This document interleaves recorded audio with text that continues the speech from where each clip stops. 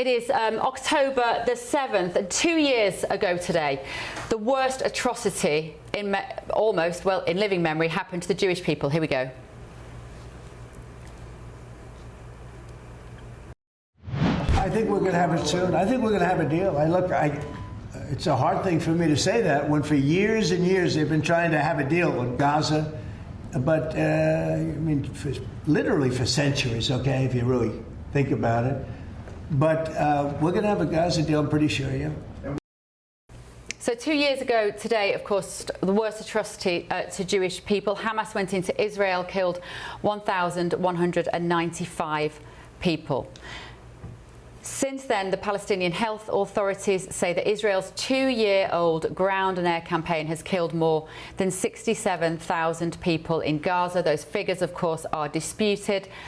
Tonight, Donald Trump was saying that the end is nigh. We've just seen that particular clip. And it feels like over the last 2 years, there have been non-stop protests condemning Israel's actions. Later today, there'll be marches all across the world. London, New York, where Ben Leo is going to be actually later tomorrow, also Sydney. And these are just some of the places that will call what Israel is doing in Gaza a genocide. Shadow Justice Secretary Robert Jenrick has branded plans for protests on the anniversary of the attack a disgrace, and Labour's handed more power to police so they can restrict repeated protests. At the weekend, of course, nearly 500 people were arrested for taking to London to show their support for the prescribed terrorist group, Palestine Action. So as the government listens to the critics of these protests, is it a case of be careful what you wish for? Let's go now to Asif Hussain, who is the CEO of humanitarian aid charity SKT Welfare. Asif, you are in Gaza tonight. Tell me what life is like there. I'm actually in West Yorkshire, but we have a full team in Gaza who I speak to on a daily basis, and the horrors that they describe to us are just unimaginable. If we hadn't seen some of the footage ourselves, streamed on our mobile phones, on social media, and the videos that they send back to us, we wouldn't be able to believe it. I mean, as you said in your outline, over 67,000 people have died over the last 24 months, and that's just conservative figures.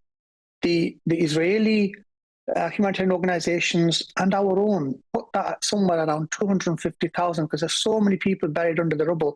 We will only know a true figure. I mean, we may never know a true figure of how many people have died, but we're putting it around 250,000, and some of that we'll come to realize once we have a peace treaty and they start to lift the rubble, which is 80% of Gaza. 80% of buildings in Gaza have been destroyed. Over 170,000 people have been injured.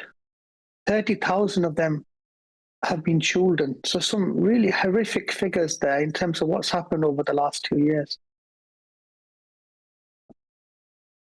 And Asif, even given that horrendous backdrop that you've just described, do you understand why the protests on the streets across the world feel like a step too far for Jewish people, particularly, that don't feel safe in their own countries? We had a terrorist attack in Manchester only a few days ago, where a synagogue was attacked and people lost their lives. What's your response to the protests which will be seen around the world today? So protests are legitimate. They are peaceful. By and large, the number of protests that we've had have been peaceful. So I'm pro-democracy, I'm pro-freedom of speech. What we can't have is the atrocities like you mentioned in Manchester, and the ones that are happening on a daily basis in Gaza as well. Is unacceptable.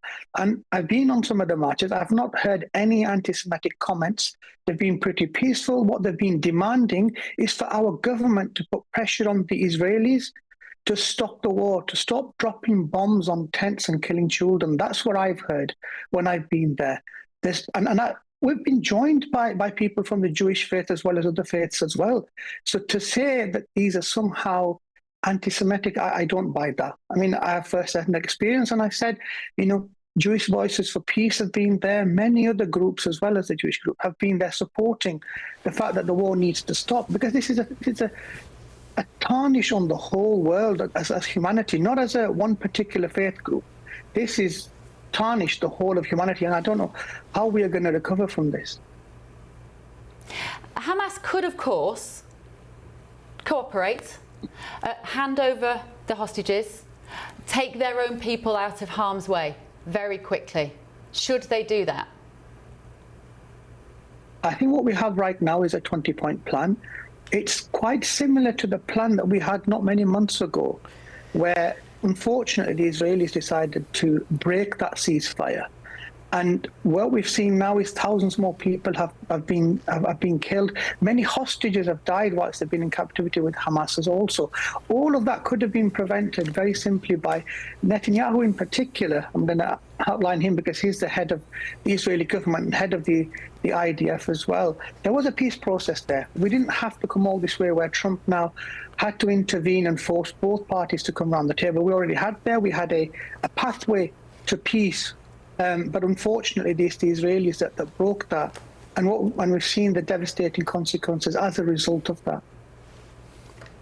Okay, all right. Thank you very much, Asif Hussain, the CEO of humanitarian charity SKT. Let's go live to Melbourne, where Rebel News' Avi Yemini is this morning. Good morning, Avi, to you here from Good Evening from Washington. Obviously, Australia is one of the first countries waking up on October the 7th. And what is going to be planned there? What's the mood there on the streets? I've got to say, firstly, just listening, thanks for having me, listening to that complete dishonesty from your previous guest, from the numbers of within Gaza to the fact that these protests are not anti-Semitic. Complete and utter nonsense. We woke up in Melbourne just today, October 7 here now in Melbourne. We woke up in the most progressive suburb of Melbourne with graffiti on a building that says glory to the martyrs, and then more graffiti on a building nearby calling for October 7 to be repeated. Remember, this is the most progressive neighbourhood in Melbourne. It's a mask-off moment. This is exactly what the so-called Free Palestine movement believe in. And this is on the second anniversary of the most brutal terrorist attack in which they breached Israel's borders, they raped, they murdered, they kidnapped whoever they can get their hands on, and then they paraded their victims in Gaza to cheering mobs.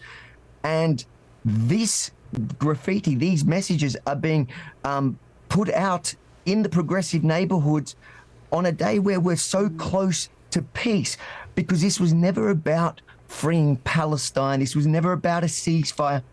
These people, they are telling us exactly what they want. They want this to continue happening. They want Hamas to win, meaning they want the annihilation of the state of Israel. And anybody that tells you any differently is either naive or lying. But how do you square that circle, Avi? And I know that's like one of the biggest questions in hundreds of years of conflict, because they want the complete annihilation of Israel and of the Jewish people, and that is their golden aim. How can anybody change their mind on that? And also, I guess the second question for that is, therefore, do you think that Netanyahu's response has been proportionate 2 years on? Look, I'm not the Prime Minister of Israel. I don't get to see and make all the decisions. I don't know how you would prosecute a war like this, in such a tough war against an opponent that is happy to die and to sacrifice their entire people for your destruction. But what we're seeing now is that there is a real chance for peace, and that is not because Hamas has suddenly agreed to do it. It's because Trump has brought the entire Arab and Muslim world. We're seeing suddenly Indonesia, they're talking at the UN saying shalom. In what world did we ever think this was possible? Where did we think Qatar and Saudi Arabia were going to be on board, the Palestinian Authority on board with a 20-point peace plan? I know your previous guest blamed Israel again, took no responsibility for Gaza, for what they for Hamas, what they did 2 years ago today. Instead, blames Israel for not agreeing to what he claims to be the same deal that was on the table months ago, which is just not true. They need to take responsibility, and I think the people of Gaza need to stand up and take ownership of their future. They have a chance now, thanks to President Trump. But today, we need to remember what happened and how this war started 2 years ago. Avi, what's the mood in Australia like about protests? Is your government also turning the dial to clamp down on dissent? Because for me, that's going to be an unfortunate, and has been evidence, an unfortunate consequence of this is that the state just want more powers to shut people up. Look, it's tough because you don't ever want to give the state more power, especially power-hungry Labor governments like we have in Australia, like you have in Britain. But, the problem is they don't need more power. We have laws here. You have laws in Britain against incitement to violence. If they implemented and enforced the current laws, you won't need anything else to do it. And I think this is a time, what we're seeing in Melbourne this morning, waking up, and I'm sure you're going to wake up to similar scenes. We've got protests planned here today by the pro-Hamas groups. I think people need to wake up. Every sensible person, rational person looking at this in Australia, in Britain, in Canada, need to see it for what it is. The far left and the Islamists and that are being cheered on by, right-wing Nazi lovers, they're out for our destruction, and we need to stand up and unite. We don't have to agree on anything. That's why I'm so happy to see Israel finally inviting Tommy Robinson on a state visit to the country. A proper patriot that's willing to stand up and call it out for what it is, call out a lot of this nonsense for a long time that everybody was scared to say. You don't have to agree with everything he says.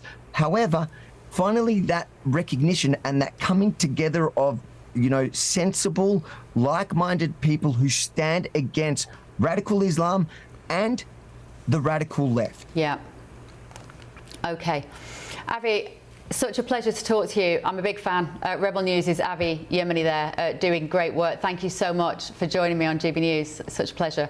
Right, I'm joined in the studio now by Democrat strategist Joel Rubin. Good evening. And political consultant Thomas Corbett Dylan as well.